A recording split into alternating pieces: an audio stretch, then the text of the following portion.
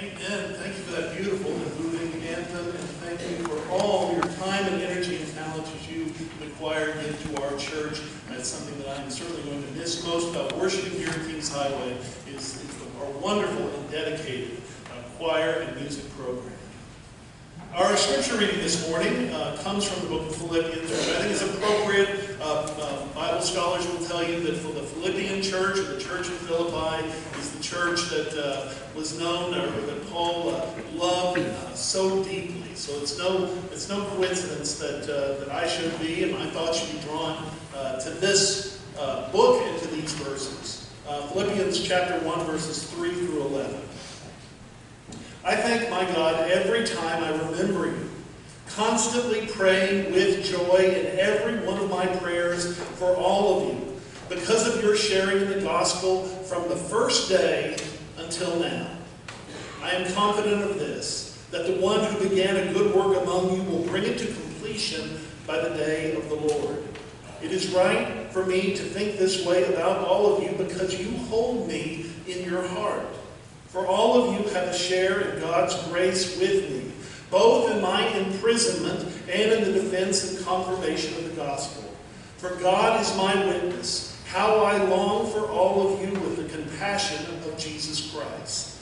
And this is my prayer, that your love may overflow more and more with the knowledge and full insight to help you to determine what is best, so that in the day of Christ you may be pure and blameless, having produced a harvest of righteousness that comes through Jesus Christ for the glory and praise of God. May God add his blessing to the reading of his word. Well, I have been here as your senior minister for 13 and a half years, or to measure time the way we ministers often measure time, 704 Sundays I have been here. Now that doesn't include all my vacations, so we're talking maybe more like 600 sermons. And that does seem like a long time. It does seem like a lot until I look out into our first row here and I see that the former senior minister of Kings Highway Christian Church is here, Reverend Dr. Bobby Wayne Cook, who also happens to be my father-in-law. And he was here for 18 years. And along with all the times I've asked him to preach, and he's preached over the last 13 years, and preached in my absence, I think, Bobby, that probably puts you over 1,000 Sundays that you have worshiped here and led worship here at this church. And it's an honor to have you as a former minister, senior minister here at this church, and someone who was here for long enough to really have more of an understanding of me than perhaps anyone else. It's an honor to have you here, and I hope you'll take a chance, all of y'all who know and love Bobby Wayne, to say hello to him following the service today. Well, it was 13 and a half years ago, as I've said, and many times, and that actually was that first Sunday. It was September 11th, 2005. September 11th, so that first Sunday, normally a first Sunday of a ministry is all joy and hope and happiness, thinking about the future, but we were tempered that Sunday. It was a service both of joy and of sadness, because it was the first time that September 11th had fallen on a Sunday. We wanted to make sure that we made a special recognition of that. We remembered those who had lost their lives, of course, but then also the tens of thousands of family members that were still mourning and still grieving. And so on that Sunday, yes, we were celebrating. I was certainly celebrating being here. We were celebrating a new minister here as a church, but we were also remembering September 11th, which would have been enough. But that wasn't all, because just less than 2 weeks before, Hurricane Katrina had hit the Gulf Coast.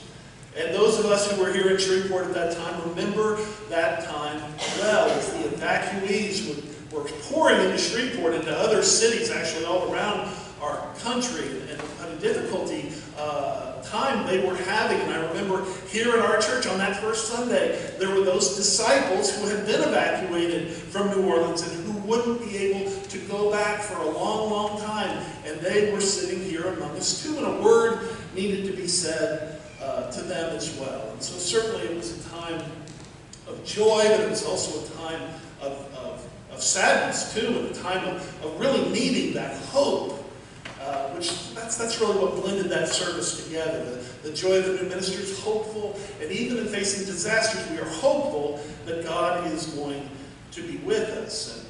But here we are now on my final Sunday as your senior minister. And now it makes more sense that we should have both joy and sadness. Joy over the hope of the future, which we do as a church. We have a bright and hopeful future. I am hopeful about my future and my family's future, but also a lot of sadness as well, because 13 and a half years is a long time. That is a lot of water under the bridge. And as I've been reviewing my records, I noticed that the very first group of young people, mostly older elementary school or younger middle school kids, the first group that I baptized here, that group of people, young people, they are married. They have mortgages. I noticed several of them I know have mortgages, and they have jobs. And so there we go. As these young people have grown up over the course of these 13 and a half years. And also I recognize that this 13 and a half years, that's a big part of my ministry. I've been preaching 22 years. Being here with you represents 60% of my ministry. Well over half of the time I've been a minister has been with you. And frankly, those old churches, as wonderful as they are, and what a special place they have in my heart, they are distant memories now. And all of my ministry for the last 13 and a half years has been here and with you. And so I do appreciate so much those of you who are here with us today and joined together for this worship service, who have supported me in countless ways over these 13 and a half years. And let me say it again, supported my family and supported Leslie in countless ways, and who have taught my children what it means to be in a loving church. My daughter Elizabeth's now over at TCU, and every week she goes to church with her grandfather. And that's because you made the church, she made her come to know that the church is a place where she wants to be every Sunday. And I thank you for that. I did not do that. I'm busy on Sundays. I couldn't do that for her. You guys did it for her, and for Will as well, and I do appreciate that. Well, this time we've been together has been a time of beginnings and endings. A lot of beginnings here at the church.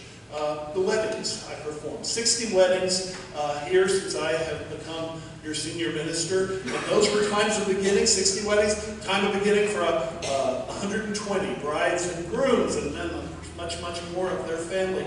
Happy moments of beginning. And with those baptisms as well, counted them up. 65 young people and adults too that I have baptized over these 13 and a half years. All joyful moments of beginning, but endings as well.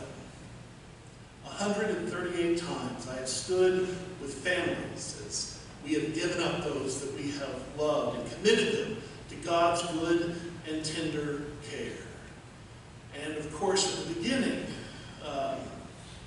of the ministry, it's people that I don't know.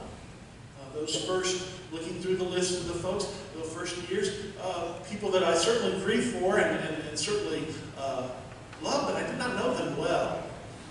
But now, of course, for the last long time, 10 years more, they have been friends. And how many friends we have said goodbye to here at the church together. And I think that may have been the greatest honor of all as a minister, is to be with you all as I look out during times of loss, and sometimes losses that were long waited for, and sometimes losses that were terrible, terrible tragedies that we did not expect.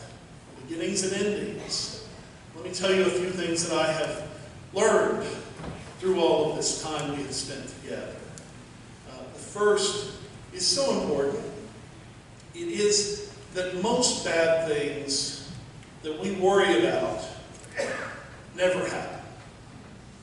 Most bad things don't happen. And we waste a lot of time and a lot of our energy anticipating them and worrying about them, and then they don't happen. For example, the 60 weddings I had performed, I was just waiting for one of those grooms to faint. I was sure it was going to happen. positive. I am not sure why I'm worried about the grooms. I'm never worried about the brides. The brides always seem like they're right, they're with it. The grooms seem a little shaky. And maybe that's because I've been a groom, right? And I know that the groom might be, I know how a groom might feel. So I've been worried about these grooms and 60 weddings just here, and not one has fainted. All of that worry for nothing, because most bad things don't happen. 60 grooms, none of them fainted. I've always been very worried, especially kind of on behalf of Ellie, from the moment where I was going to wake up in the morning and not be able to come to worship because I was too sick. And I would worry about that. And I would say, Ellie, make sure you have the sermon ready, because you never know, my back might go out, I might get stomach flu, something could happen. And she'd say, oh, David, I'll be ready. I've got something all set. And that never happened. That hadn't happened yet. 22 years, I have not missed a Sunday because of sickness. Now, I have been sick enough during the week a few times, and if that had happened on a Sunday, I couldn't have been able to come, but that never happened. All that worry for nothing. And here's another example. During my first years here as your senior minister, I never really did enjoy communion much with y'all. And I'll tell you why. It's the 5 steps up and the 5 steps down that the deacons have to take every Sunday.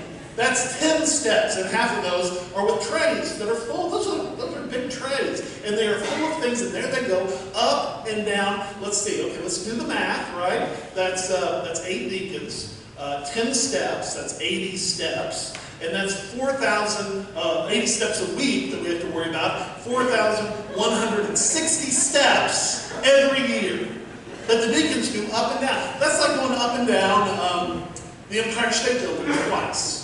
And that happens every year with the deacons holding on to these trays. And some of the deacons do not have the best knees or the best hips or the best balance. Some are wearing high heels, some are wearing flip-flops. You never know. And I would worry. Oh, every Sunday I would worry so much. For the first couple of years, watch down, oh, touch that step. And then I finally quit worrying, because nothing ever seemed to happen. Nobody ever dropped their tray. Nobody ever stumbled. And so after a few years, I quit worrying. And guess what? They still had no trouble getting up and down the steps, you deacons, and all that worry. See, I worried, and they didn't fall. And then I quit worrying, and they didn't fall. So, most bad things don't happen. And that's true in life as well. Most disasters are only in our imagination. We anticipate them. It's a shame how much energy we put toward worrying about them. I'll give you a personal example of this then. From my life is just a few weeks ago, my daughter came home for spring break. Her first spring break as a college student. And she was going to come home, and we were very happy and relieved about that. But then she announced to us a week or two beforehand that while she's home, she wanted to drive by herself down to New Orleans and spend 2 nights with her friends that go to UNO down in New Orleans. And so she wanted to have a little spring break, right? She wanted to have a real college spring break. And I thought this was great. This is the kind of adventure I want my daughter to have. This sounds great. And I had to convince her mom of that. And I had to go out on the limb, right, to say, oh, it'll be okay. She should be doing this. It'll be fine, Leslie. And finally, yes, I was able to convince Leslie. And she did. She went down to New Orleans. And she was there for 2 nights. And the first night, we had that Find a Friend app on the phone, so we were able to see where she was. That's a big part. It's a blessing and a curse, let me tell you, because this guy, the one who was just so excited about her going, who wanted her to have an adventure, I looked, before we went to bed, looked at the Find a Friend, and my little girl, Elizabeth, who was 5 years old when we got here, was at a bar in New Orleans. And Leslie went right to sleep, and I was up for the next 4 hours until she came home again. It wasn't that big a deal. Our daughter went to another city in the same state that we're in, but I couldn't help it worry, right? Can't help it worry. But most bad things don't happen, and that's something we should remember. I think it would make our lives more abundant and more joyful. But there is another harder lesson that I learned, and that is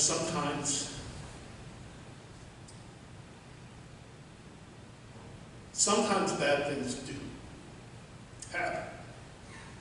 I remember, again, going back to my first Sunday, Hurricane Katrina, all the refugees and evacuees that we had here in Shreveport, including disciples from our disciples' churches down in New Orleans. And in fact, the minister from down in New Orleans was here, and he could not, with his wife, he couldn't go home. They could not go back to New Orleans. What were they to do? Well, it just so happened that at that point, our house on the corner, it had been used as a red house, and it was open, it was available. We said, we will use this for ministry. We will house this family here at the church. And they'll be able to stay here. And they did. They stayed for several months until they were able to go back to New Orleans. They ended up being able, after a while, to give us a very generous donation for that time they spent there. But it was such a blessing being able to do something with that building that led directly to us starting the ministry for Casa Esperanza, where we were housing families from Shriners Hospital. And it reminds us that when the bad things do happen, as they will, that we will come together. And with God's help, we will make it through.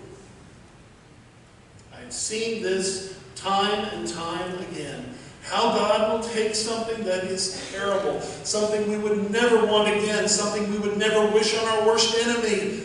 And even out of that, God will bring something good. So you deacons, remember that.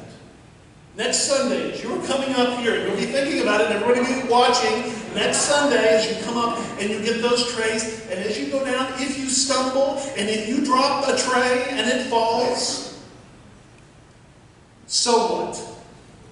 So what? We're going to manage that. We're going to do okay with it. We'll adjust things. We'll clean up. We're going to come together and we're going to overcome that little tragedy, right, that happens here in worship. And we are going to do it together because it's happened before here in this church. We've been on a good run. 13 and a half years, pretty good. It's happened before here. It will happen. It's happened in every church, and it will happen, Lord willing, again.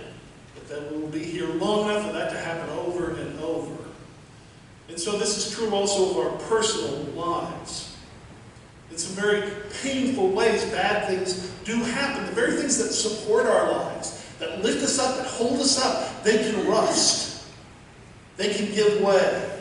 And so dreams are dismantled, and jobs are lost, and marriages flounder, and children wander. But together we deal with those tragedies, those difficulties, those obstacles that life puts before us. I have learned this about you. I see it as I look at you and as I remember together. What an abundance of unnoticed and hidden courage each of you here has. I have seen many of you knocked down, but I have never seen you knocked out. I've seen you get up over and over again, even from the worst, and stubbornly rebuild. And not only rebuild, but claim new joy. Even as you hold this tragedy still with you, even as it continues to be a part of you, to have this joy in your lives. And be willing to seek it out and to grab onto it, knowing that that's what God wants for you. You know, in a group of people like this, a group of people who knows that no disaster, no tragedy, no obstacle need ever be final, when a group of people like that face some great difficulty, some great obstacle together, and with God's help, they deal with it. And they move on together into a hopeful future. That's part of what I have learned. Most bad things don't happen that we worry about. But when they do happen, when the things happen that are so bad we never even knew or thought to worry about them, God is with us. And the way that God ministers to us is through each other.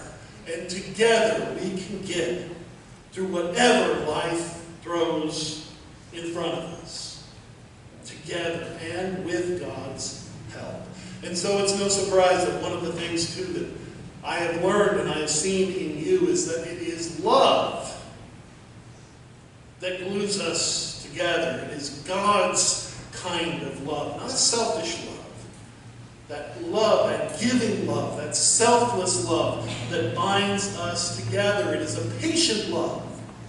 It is an understanding love. Hear this. You cannot have church without it. You cannot have church without it. It is what I have experienced here over the last 13 and a half years, and it is what has made our greatest successes here possible. This patient and understanding love, because we are all finite. We are all fallible. We all make mistakes, and some of our mistakes are wildly public, and everybody knows about them. But most of them are private, and nobody knows except us. We know our failings, we know our failures, and we know how dependent we are on the forgiveness of God that comes through His Son, Jesus Christ, through His death on the cross, and is seen in the power of His resurrection. That's the kind of love that unites us and binds us and makes what we do as a church possible. When I was growing up, one of the 6 churches I belonged to was in Kansas City. And it was known for its beautiful stained glass windows. And I remember one window in particular was dedicated to the Gospel of Luke. And of all of the Gospel of Luke, it had one quote on it. There on the one quote from the Gospel of Luke, it said, "Forgive, and you will be forgiven." And how good it is that a young man, a young boy, and then a teenager who's going to grow up to be a minister would see that quote every Sunday in worship. Forgive, and you will be forgiven, because that is what we are. We are a group of forgiven and forgiving people. Forgiven and forgiving people. That is what the church is. There's a wonderful story. It's an old Jewish story about a king who had a son. And one day the son became very angry at the king for one of his decisions that he made, and he ran off in a fury, saying, "I will never come back here again." Well, the king immediately sent out people to find his son. Where is he? The king wanted to know. And as soon as the son was found, he sent him a message. He said, "Son, come home. Come home. Come back to me." And the son sent the message back, "Father, I cannot come home." And so the father, the king, sent a message back to him again and said, "Son, come as far as you can, and I will come the rest of the way." Isn't that who we are? Here and now? Isn't that what we are doing? None of us can make it all the way on our own. We have come as far as we can by ourselves, and now we are gathered here.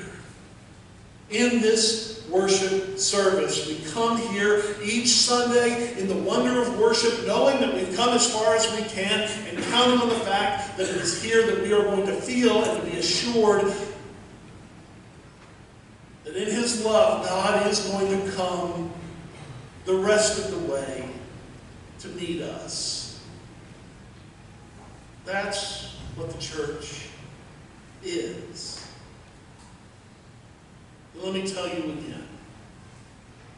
Most bad things don't happen. But when they do, We will come together, and with God's help, we will move through them and over them and find once again a hopeful future. The thing that makes that possible is the patient love that we feel from God, from God's Spirit here with us, from hearing of God's Son. All of that is what makes us a church. And so, having learned that lesson, I say to you now in the words of Paul, I thank God in all my remembrances of you, always, in every prayer, thankful for your partnership in the gospel from the first day until now. Let us bow in prayer. Loving God, help us to continue to feel your presence in our lives as we go out now into another week, as we go out into our future. Help us to keep from wasting our energy in unneeded worry. Help us to seek out one another as we work to overcome together, with your help, the obstacles life puts before us. And grant us the assurance that whenever we take one step toward you, you will take 2 steps toward us. It is in Jesus' name we pray.